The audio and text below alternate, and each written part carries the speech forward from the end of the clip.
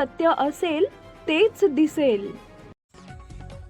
महाविकास आघाडी विधान परिषदेच्या एकमेव जागेसाठी मातोश्रीवर जोरदार लॉबिंग सुरू आहे. उद्धव ठाकरे यांच्या नावावर सहमती असेल तर काँग्रेसनं अनुकूलता दर्शवली असतानाही ठाकरेंच्या शिवसेनेतील इच्छुक प्रयत्नशील असल्याची माहिती सूत्रांनी दिली आहे. सुषमा अंधारे यांनी रश्मी ठाकरे यांच्याकडे गळ घातल्याची माहिती, तर वैभव नाईक आणि अंबादास दानवे यांनी संजय राऊतांमार्फत मोर्चे बांधणी सुरू केली आहे. तसेच सचिव सूरज चव्हाण यांच्या नावासाठी आदित्य ठाकरे आग्रही असल्याची माहिती सूत्रांनी दिली आहे. त्यामुळे उद्धव ठाकरे यांनी स्वतःच्या उमेदवारीबाबत अद्याप भूमिका स्पष्ट केली नसल्याने इतर इच्छुकांनी त्यांच्या परीनं मातोश्रीवर वशिला लावण्यासाठी कसरत सुरू ठेवल्याची सूत्रांची माहिती आहे. दोन व्यक्ती उद्धव ठाकरेंसाठी आग्रही, मात्र उद्धव ठाकरेंनीच विधान परिषदेवर जावं यासाठी अनिल देसाई आणि मिलिंद नार्वेकर यांचा आग्रह आहे.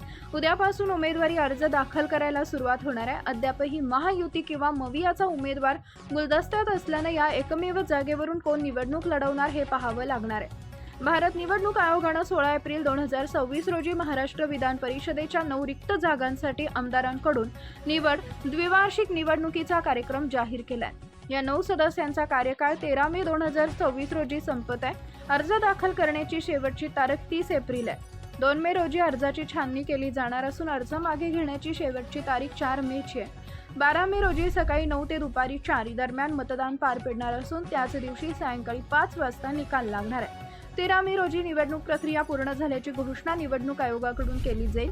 विधानसभेतील 288 आमदार मतदान करतील.